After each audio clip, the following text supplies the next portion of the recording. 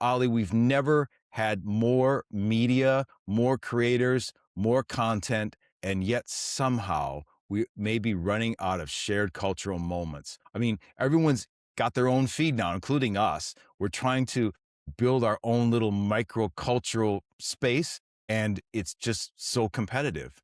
We've got our own algorithmic universe, which makes these rare cultural moments anchors. We've had some cultural anchors. We've had Bad Bunny at the Super Bowl was definitely one, the World Cup, Taylor Swift, or even a global meme, have these things. So here's the debate. Can brands actually create on purpose a cultural moment, cultural resonance, or are they just simply chasing relevance while the real moments happen organically? Are we molding culture or are we simply monitoring it? Today, we unpack whether cultural resonance can be engineered or whether it only happens when people decide if it matters. To discuss this, we are joined by Bassam Qureshi. Bassam has over 15 years of experience across multiple markets and roles in both art and science. Bassam joined the Coca-Cola company in Pakistan in 2010 in various marketing roles and later moved to Shanghai, where he has worked 8 years with the company. He is currently based in Tokyo as the customer marketing and NPAC lead for the McDonald's division at Coca-Cola. Bassam wrote a fascinating piece on cultural resonance on LinkedIn, which is the topic of our discussion today, and we will put the link in the show notes. Bassam, welcome to Shanghai John. Hi, Bryce. Hi, Ali. And thank you for having me on. Yeah, it's just a fascinating topic that you wrote about, and it prompted us to have this conversation. In your piece, you talk about the elixir of cultural resonance, that delicate art of both reflecting culture and then driving it forward. But, in some ways, I think a lot of brands seem to be terrified of driving anything and are more obsessed with reflecting culture and taking it safe. Is the death of cultural anchors actually our fault? Have we become so reliant on cultural insights and safe briefs that we've lost the bravery required to actually anchor anything in the first place? Steve Jobs said he deliberately ignored cultural insights. Is this a wise decision? Are we too afraid to take a chance? What do you think? Bryce, I think, first of all, I was reflecting on the year gone by, and I wrote that article bang in, I think it was the first week of January. And I don't think this is a problem which is necessarily limited to marketeers. It is prevalent across all creators. And the issue is not necessarily only about reflecting and informing culture, but we've lost those moments where everybody can gather or talk about one moment. It could be Bad Bunny. And is that really informing or reflecting culture in a way? I would say it's doing both. Yes, it was in Spanish, so it was pushing the conversation forward. But as marketeers, I think it's a matter of, yes, we need to reflect culture, but the way we reflect it needs to be very purposeful. It needs to be insightful. It needs to be beyond surface level. And that can result in great work. It can result in work that actually becomes a cultural anchor. And I refer back to a piece of work that I was rolled out globally, maybe like 5-6 years back. It was an ad about two brothers, but it was resonating at a human level, that the relationship between an older brother and a younger brother. Was it really informing culture? I wouldn't say it was informing culture, but I was reflecting it in a manner which actually was culturally relevant at a human level. I don't think there's a right or wrong when it comes to marketing, that we either reflect or inform culture, but both of them need to be done well. I was just thinking about this topic, and I remember Douglas Holt. I have his book, How Brands Become Icons. I don't know if you've read it. And he always talks about that great brands create cultural tension. They create this kind of cultural tension. And I'm thinking, for example, Corona. Corona used to be this kind of spring break party beer, Americans going to spring break as kind of a festival opportunity. But then they kind of took the advantage of COVID lockdowns, and they started to discuss about the tension between relaxing, and they used the beach as kind of that metaphor for relaxing and chilling. And they came up with this line, find your beach, and being able to enjoy that moment of winding down, which I thought was really good. In that sense, do brands mold culture by responding to cultural tension, as in this case with Corona, or are they just simply mirroring it to the audience and what's relevant to them? Are we molding a new perspective that actually gives them a reason to gather around us, or is it just necessarily just following what's being out there? I think this is where, and yourself being in advertising and branding, it becomes really important to anything that we do, especially if it's reflecting culture, needs to be through a lens. And that lens is inherently brand values. What's your brand vision? What's the North Star? And then you can talk about culture. You can talk about reality. You can talk about what's happening in, the street next to you, but it's through the lens of what the brand stands for. So when you look at Corona, yes, they're talking about situation on the beach, but it's through the perspective of what the brand stands for. I can talk about it from a lens of Coke, that when Coke is talking about something, it could be something as mundane as picking up a bottle of Coke from, the mom and pop store next door. But it's through the lens of optimism, it's through the lens of happiness. And as long as a brand sustains that, and it's really important that it's, for the lack of another word, its tone is consistent, then you can reflect culture, but still inform it as well, in the sense that you're contributing to culture through a point of view. And increasingly, as there are more and more brands, it becomes really, really important that you're not just doing a slice of life, but you're doing a slice of life through colored lenses. And that colored lens then defines the brand world that you want to create and want to sustain, so that it's differentiated, like a Corona, like a McDonald's, like a Coke, or let's take even fashion brands. They are so consistent with how they approach it. I remember United Colors of Benetton back in the day. Was a multicultural society really provocative? No, it was a reality. But they made sure they captured it, and it became almost what the brand stood for. So they were taking a slice of life, but they were taking the slices of life which were relevant to reinforcing what their brand was. Yeah, I have a question. How much of this is anchored into the format? So, I mean, we talk about a lot of the references that we made. They're references that come in. They're linear in format, and it's born out of advertising, and it's film format, anthemic. Do you think, given the world that we live in, AI, personalization, content, creators, influence, different space, can we still anchor ourselves in culture?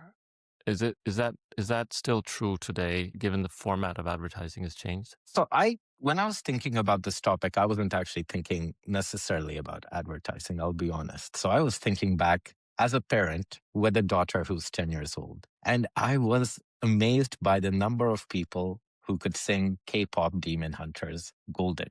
And I was like, how has this one song transcended everything? Transcended it to the extent that there are people who don't speak Korean who know the song. Oh, it was sung primarily in English, but the movie was transcendent.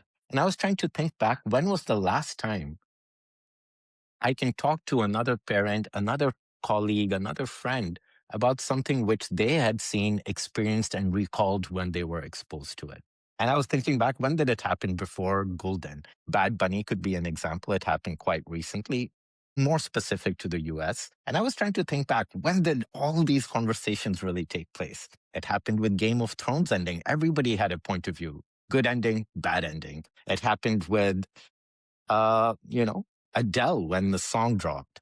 So you're absolutely right, Ali. So the formats do contribute. And quite often these moments need to be something I realized at the end of the day are inherently a bit more artistic versus commercial in nature. But when you look at it from the lens of advertising and you throw in performance marketing, you throw in AI, you throw in personalization, yes, we're going to start losing these common moments of reference. Does that mean they would be embedded in culture? Maybe not. They become almost, advertising is almost becoming, the Shane or fast fashion version. And that's what I put personalization down to. It's almost like the fast fashion version of advertising. But the role for that mega Nike campaign remains. That role for that mega, Super Bowl ad remains, because just as much as marketing is veering towards performance, at the same time, we're also trying to see how we can drive earned impressions. And quite often, personalization works well for lower funnel conversions, really driving that click, that engagement.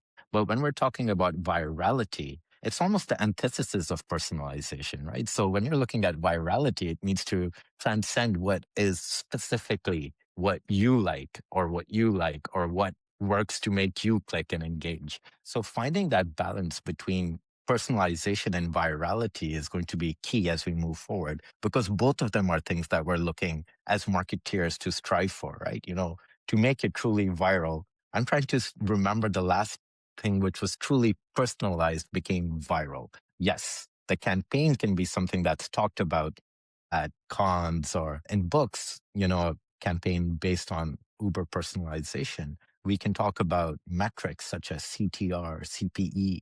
But when we look at, hey, it's on my feed because my friend posted it.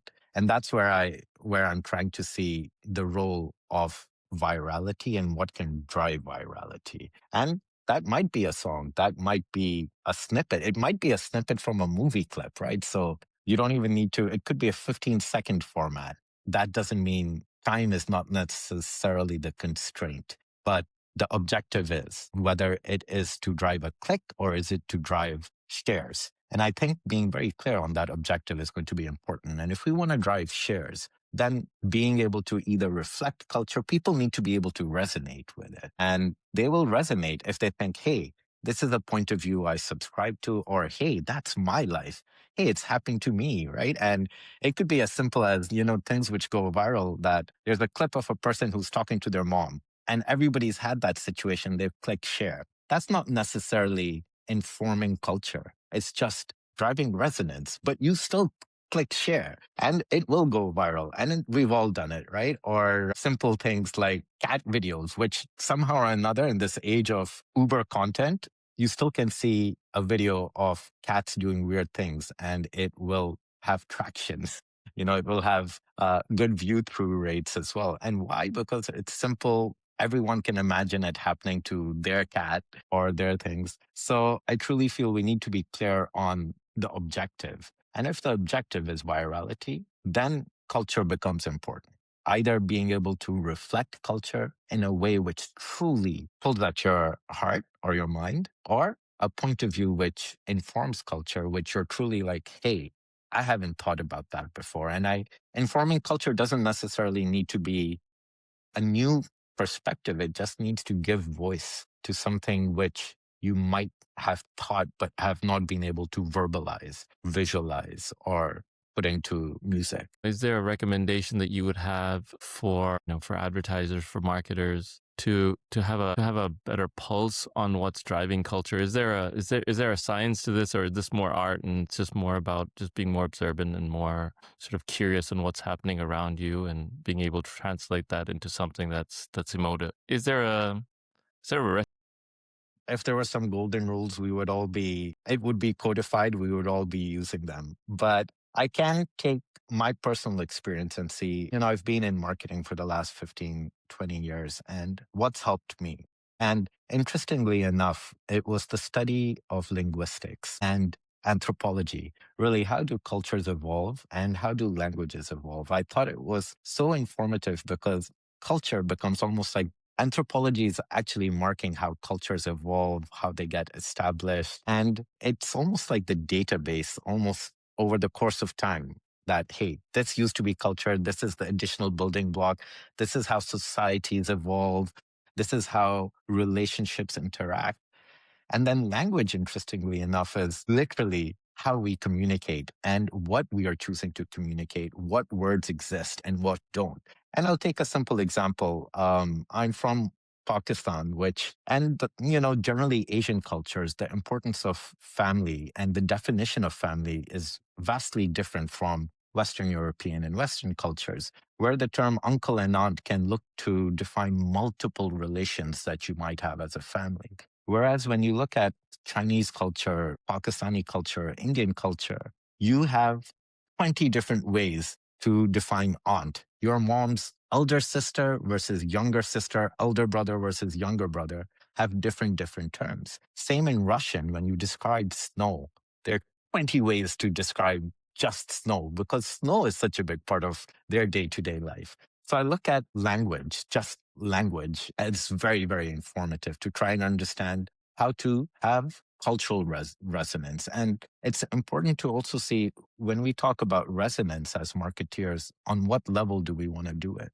So one is generally cultural relevance, and that's language, religion, family units, art. These tend to be cultural relevance. They're generally a bit more regional in their nature. And the sharper they are, the more regional they are, the more local they are, the more they'll cut through. And the other part is related to human relevance, right? And that's simple that it doesn't matter whether you're in China, the US, UK, South Africa, or Australia. The love a mom has for their child or a father has for their child is universally understood. Or the antagonistic relationship between an elder brother and a younger brother, or just being stuck in the back seat of a car while your parents are driving. Those are things which are universally understood. And I think being able to be clear if we want to have a universal insight or a local insight is important. And I've always felt when we look at local insights, it's important anthropology, language, art, music, really being able to devour that. And most importantly, I moved to China and I spent literally half my day every day on TikTok. And this is back in 2017 when it was Douyin. And I learned so much just by spending time on Douyin, not about it was a great, we don't need to be in focus groups anymore. Social media is a focus group. And I learned a lot about it. So being able to distill the insights, being clear on what we want to do or what we want to activate, local or universal human truths. And second, being able to filter down which of these truths are relevant, from a tension perspective, that what's the subtext we want to talk about when we are, as marketeers, trying to make sure our brand point of view shines through, right? So not all insights, there might be 20 words for snow, but might not be relevant for Coke, but we are about connecting people. We are about optimism. Maybe those 20 words for aunt might be relevant. Or in Japan, the fact that, cards are sacrosanct, business cards, that could make a great campaign in itself. So quite often, it's the most mundane of things that happens all around you. It's so common that you tend to not notice are the ones which lead to good work. I always think that there's so difficult now with so many creators and so many different things being said that we're seeing this sense of liquidity and it's so difficult to know. I mean, Ali mentioned this. What's the magic pill? I guess it's the difficult one because things constantly change and a creator's vision becomes almost too niche. It's too difficult to reference. At the same time, I think that you mentioned AI personalization and how it's so difficult now to be able to identify. Maybe it was more challenging to see what those big cultural moments are. Maybe in some ways that people are looking for some type of safe zone where there's so much choice. We're just undergoing choice paralysis and we're looking for that kind of that big moment where you actually kind of come out from all this noise. In your piece in LinkedIn, you mentioned to express their vision is through the brief. Does a creator's vision risk becoming too niche to ever become a common point of reference again? Yes and no. And I think that's the beauty of being a creator, right? That when I take an example, there was a person, Francis Ford Coppola, who came up with Godfather. It was a film, might be niche, but it transcended. If we look at influencers right now, I show speed. Let's take him as an example, right? It might have been niche, but now that's doing more for diplomacy wherever he goes than half of the efforts of all of our governments. So I think the beauty of creators, influencers, people, musicians, artists is that it's the fact that we don't know if it's going to succeed. And I think that's why they're taking the risk. And some of us can't take that risk because, you're not dealing with your own. No, we're using a company's money, time. We're being paid for this. Creators are investing their own time. Creators are investing their own effort. And subsequently, the reward and payout for them is also higher. So I say yes, with the prevalence of influencers, the hit miss ratio might be more towards miss. There's not as many I show speeds, but let's look at Mr. Beast. Let's look at I show speed. Let's look at, and I don't want to look at Jake Paul and too often, or Paul Please, Logan and please no. Jake Logan. But if I look at it, people, it was niche when they started. Mr. Beast was niche, but they were consistent. And then they found viewers who ascribe to that vision, who ascribe to their aesthetic, their tone, and their tonality. And that's the beauty of being an artist. And I'm using that term very, very loosely when I talk about Paul and Jake. But the fact that there is that chance that some people will not like their work and they're okay with it. They do not need to appeal to the full universe. So, yes, it is niche, but the beauty of today is it's very accommodating to multiple niches. And does that mean there will be a universal moment? Maybe not. But does that mean for everybody who likes, bass guitar, there's one guy named Davey 505, and everyone who likes bass is following him. So if there is a cultural moment related to bass guitars, everyone will know about it. And it will be universal amongst the bass playing, community. So yeah, I agree. Fragmentation is happening, but I don't think creators cannot leave a mark. They can definitely leave a mark. They are probably the biggest earners, the biggest group who are accumulating followers right now, more so than brands, more so than, a director, more so than a musician. And so there's definitely room for there, but that's really why we are not ending up with these universal cultural moments anymore. I'm always wondering that if you have to create that kind of cultural reference as a brand, do you have to have a strong point of view? Do you have to create that point of view that may alienate or ultimately not connect with everyone?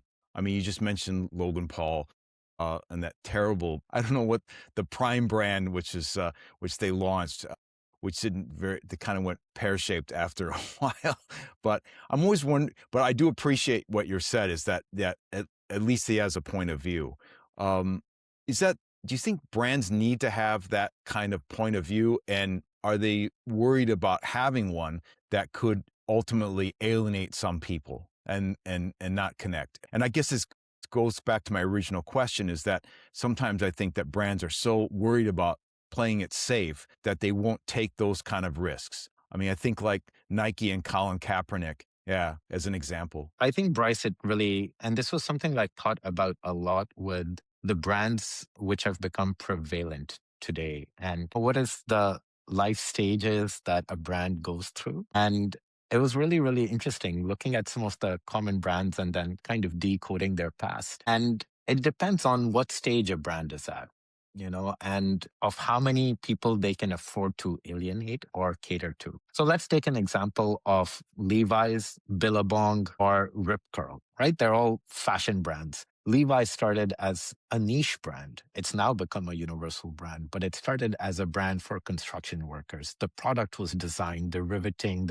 the longevity of their jeans was because it was catered to people who were involved in construction. They leveraged that niche start to actually reinforce brand takeaways about the fact that they'll last forever. The fact that the ruggedness of it, they were leveraging the appeal of construction workers. Apple, it's universal today. It's universal. But I remember in university, it started off as being catered very specifically to creators, people who were into music, into graphic design. The machines were built with certain product attributes, which helped creators. And that's why you always saw the graphic design people at the agency have a Mac and everyone in account management having a PC.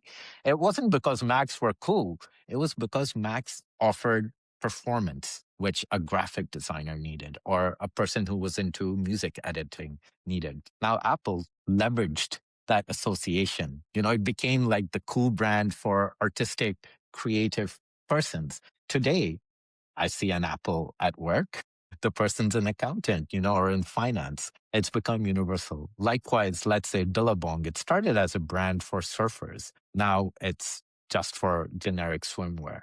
I think depending on the stage a brand is, their early stage, it's actually important to be niche because you want the community to appeal to a specific community and you want to take attributes about that community or group to help define what your brand actually is. At this stage, how many people can we look to alienate is important. And is alienation important is what I will look to kind of maybe push back against, Bryce. So let's take an example. Having a point of view is important. A point of view which is rooted in what you stand for as a brand. So that point of view should not be coming out of nowhere. It's not a point of view for having a point of view. And I take the Colin piece of work by Nike and I say, is it true to what they stand for as a brand? As a brand, they're about just doing it. You know, as a brand, they're about letting the athlete shine, enabling the athlete. And although that piece of work is very celebrated, it stood out, it alienated a lot of people. But I look at it, was that for the fact of having a point of view, or did it really reinforce what the brand stood for? And I compare and contrast that with, I'm trying to, let's say, Dove, you know, real beauty. That point of view might be softer. It doesn't necessarily alienate people, but it still has social commentary. And that commentary continuously reinforces what the brand is about. So it's not a momentary point of view, a momentary billboard, but something which is reinvented year after year after year to continuously reinforce what the brand is about. It might not be as exciting, but I feel that at times that point of view seems very ingrained to what the brand is. And with Nike, I sometimes see some of the work and I look at that Colin piece of work very specifically. And I was like, look, if I put that in 100 pieces of Nike work, do I see it fitting in line with all of it? Or do I feel that, hey, that was a moment in time. They took a stand. They got flack for it. They got celebrated for it. That's great. It created noise, which is good for the brand. But did it reinforce what the brand was about? And that's my only thing which I still grapple with the Colin taking a knee Nike piece of work is, was it Nike? It might have, reintroduced the brand to people that were sidelined by it for a very long time as well. There's always that trade-off: people exiting from that brand world, and then people that were kind of disengaged re-emerging and saying, hey, this is, my next pair of shoes are going to be Nikes, not so much because of the athletes, but because of what it stands for. But the thing is, what it stands for needs to be true to who they are and consistent. I take an example of, I remember everyone watched Mad Men, I Want to Buy the World a Coke. And I saw that ad, when I was not at Coke, but prior to joining Coke. It was one of the reasons why I joined Coke. And I was like, yeah, that seems like a Coke ad. It's got a point of view. Did it alienate people? It actually, at the time, did alienate a couple of people. It was not that common to have universal multicultural. It was during the Vietnam War, but it was very consistent with what the brand was about before and 30 years after. And so I think a point of view is important. A point of view which is timely is also very important, meaning it should be culturally relevant today. So, and it will, but there is a trade off. If a bad brand is universally consumed, you've got shareholders, you've got marketeers, you've got a whole bunch to worry about. No, you got a global audience too. I remember this was during Trump 1.0. Coke ran a Super Bowl ad. It still puts, as an American, I love it. It's just one of the best ads. It's when they had people from different countries sing America the Beautiful in one big long and in different languages. And I just asked myself, wow, that would have been a great ad for this year's Super Bowl in that sense, because it just really resonated it was a beautiful, beautiful imagery, but really had a strong perspective and point of view. I just love that ad. I still show it to my students now as an example of how you really dive into that cultural resonance and really connect with people in a brand way that only Coke could really do that. So I just think that's such a great example of taking a stand. Bryce, I'll take an example. That's like, I Want to Buy the World a Coke 2.0. That was back in the 70s. And it's something Coke's been doing every time. It's about bridging divides. So it's very it helps reinforce what the brand is, but doing it what's relevant, say back in 2016 or 2017. We mentioned the Super Bowl, Bad Bunny Super Bowl performance. I think that's what I saw was this example of really coming out and saying, no, we're not going to do this in English. We're going to do it in Spanish. It was really taking that stand and really planting it somewhere where you were giving this, essentially creating this point of view. Yes, I mean, for all its beauty and everything and what it meant, it was a huge win for the National Football League in that sense of terms of what their objectives were about reaching to a larger global audience and how they did that in such a magical way. Easily one of the, and I remember watching it, starting to watch and said, oh, wow, this is just an incredible experience and how they put it together. It was just amazing. So Bryce, it was very interesting because as a keen follower of music and advertising and always viewing Super Bowl halftime as well as Super Bowl ads as a big part of our jobs, just being able to decode them. I was really wondering what was NFL's objective in getting Bad Bunny to perform? Why Bad Bunny? Was it for that point of view? Was it to put a marker in the ground, given what's happening with ICE, given the cultural situation? And you know what? I don't think that's one of the reasons. Bad Bunny just so happened to be the most streamed artist in 2025, in 2023, in 2022 on Spotify. He just won Album of the Year. He actually, 90% of his songs are in Spanish. So if you're going to get him, he's going to sing in Spanish. On top of that, NFL said, look, we've actually saturated our current viewing population, the current base. And they're like, the only way to grow NFL viewership is to also appeal to the Latino segment. And this artist over indexes even more on that. So I thought it was a genius move. It actually became, if we reverse engineer it, the drivers of why Bad Bunny could be, hey, I want to have a point of view on what's happening in America today and, have a different narrative. Or it could be one which was actually very commercially driven. It's just the fact when we talk about as marketeers, universal appeal, ironically enough, as much debate as there was about Bad Bunny's performance, his streaming figures in the US mean he is universal. So it was very interesting.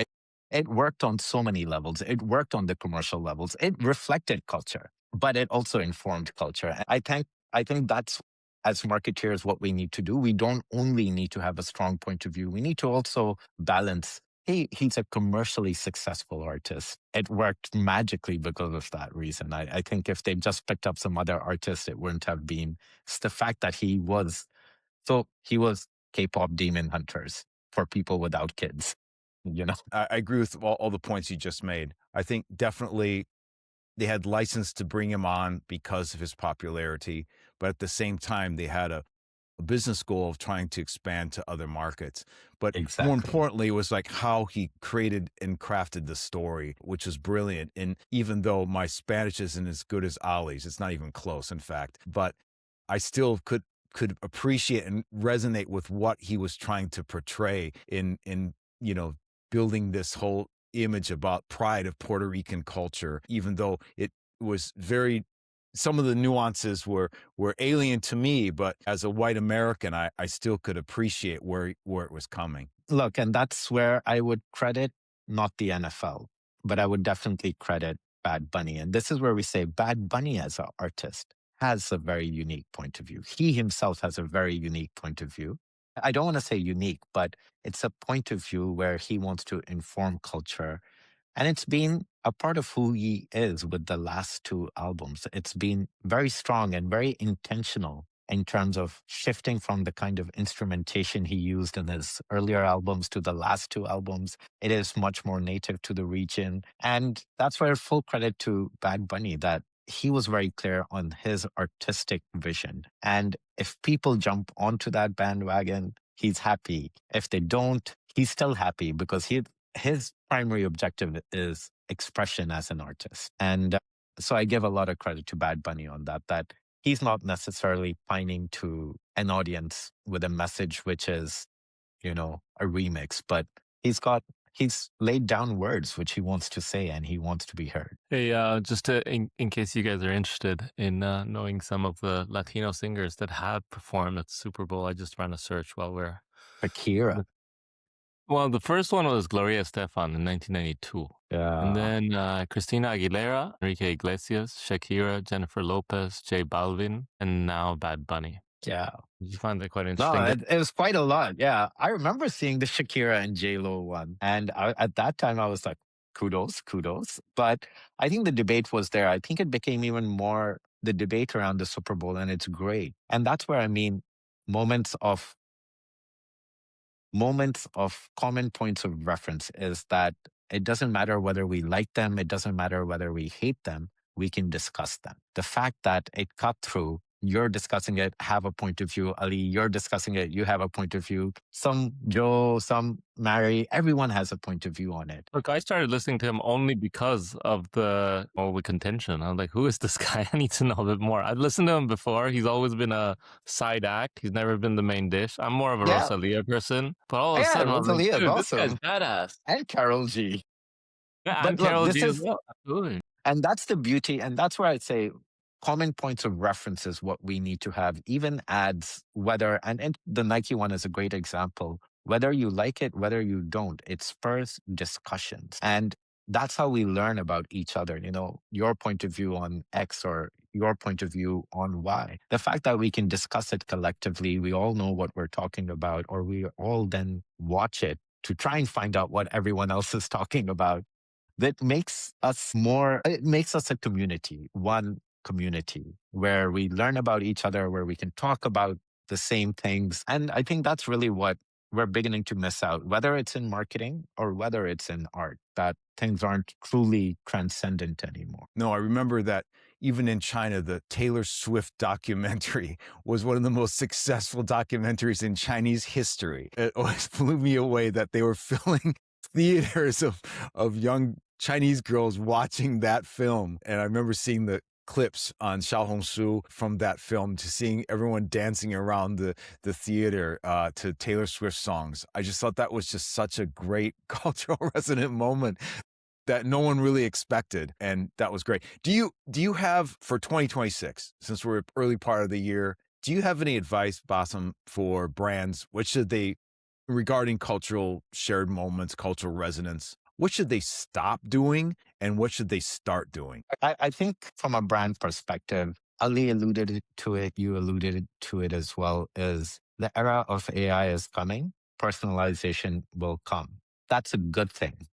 I break it down into, and I was seeing one of your earlier episodes of, I forgot her name, but she was, I think, talking about TikTok stores and upper funnel and lower funnel marketing, right? About planting the seed and then harvesting. And I think it's a mindset that we should adopt increasingly in a world outside of TikTok as well. And TikTok's very good at it. 5 A's, whether you talk TikTok, whether you talk Google, 4 levels, whatever it is there is so many objectives that marketeers need to fulfill with one piece of work, with one campaign. But now we're increasingly moving into a omni-channel, multi-touch point world. So that allows us to play with different metrics, different goals, and different objectives within that same campaign. And we need to be very clear what needs to be performance driven. And that performance driven work, it's okay. That doesn't need to be transcendent. It needs to appeal to Ali and Ali alone, or Bryce and Bryce alone. It needs to make them click. It needs to make them buy. It needs to make them comment. But it also frees up some of the heavy lifting that, your hero piece of work, or that 15-second harvest, plant the seed film or short needs to do. It can be much more rooted in insights. And I think in 2026, it's going to become increasingly more important to be able to decode how to arrive at insights which work well, which can resonate. And they're not going to come in FGD. I'll give a random example. Is I moved around every 3 years of my life. And what ended up happening, and I know you did that too, Ali, and especially while working in creative in China, while not being Chinese, not speaking the language, what I realized was if you act like a foreigner in your own country or in your own, amongst your own consumer group, the most innate of things can seem insightful. The most innate things can be a campaign. And the more common they are, and simple things of, things that people might not notice because they're so used to it, it's become part of the background. Those are the things that if a person can highlight that one thing which you take for granted, you can pick out, that can be something which you can plant a seed with, especially if you can make sure you bring your own brand point of view about. So I do think insights will become increasingly important, especially in the world of automation, especially in the world of AI, especially in the world of personalization, because upper funnel work is going to be hard. Lower funnel work is going to be enabled. And that's really, I think, what we'll need to grapple with as marketeers. And now that you've moved to Japan, I just always have to ask this question to people. Even, is there any lessons that you took from your China experience? Things that really stuck with you? I was on a brief. I was helping a student on a brief for a capstone project. It's a live brief with a American retailer, and I kept thinking about China all the time and how I would tackle it and things that I took from that experience. Are you experiencing that now? And what do you think of the key learnings that you got from your China experience that kind of resonate with your job now, that are, I mean, in a good way? No, there's so many, it's hard to shortlist them. But I think one of the biggest learnings I had was not to think of a touch point as doing one thing. And you become so accustomed to it in China. It could be on social. So let's say social, it's going to be TikTok is where it's going to be your Netflix, it's going to be your Facebook, it's going to be your but it's also going to be your Amazon. It's also going to be, so not to box a touch point with one specific purpose. It can be everything. So convergence, right? And that's with everything. So that's on TikTok, but a streaming platform can be doing everything. So I came here, I hadn't used Amazon for 8 years. I come here I'm on Amazon and I'm like, oh my God, why aren't they doing this? And it's, all of it is, why aren't they doing this? Taobao does this, or like Tmall does this, or if I'm on Line Messenger, because Line Messenger, it's ironically not WhatsApp here. So Line Messenger, why isn't it doing this? And the one which I have the most amount of gripe with is actually Uber, because I don't know why Uber doesn't have a person there just sitting there studying because I look at Didi and I look at Uber and simple things, even WeChat and WhatsApp is auto translate. You can auto translate on WeChat. There are more people speaking more languages on WhatsApp. Why doesn't it auto translate? Why don't I just press the button and it just translates? It blows my mind. So I think, especially on what the tech platforms can do in China, it's something which I don't view as a constraint here, but as an opportunity in Japan, that there's a lot of headway and what one can do and drive and partner with. Partner with the Amazon, partner with the TikTok, partner with, and I don't mean only media channels, but even advertisers or brands. They're currently thinking very linear, in a linear manner about what's possible versus what is inherently very interconnected in China.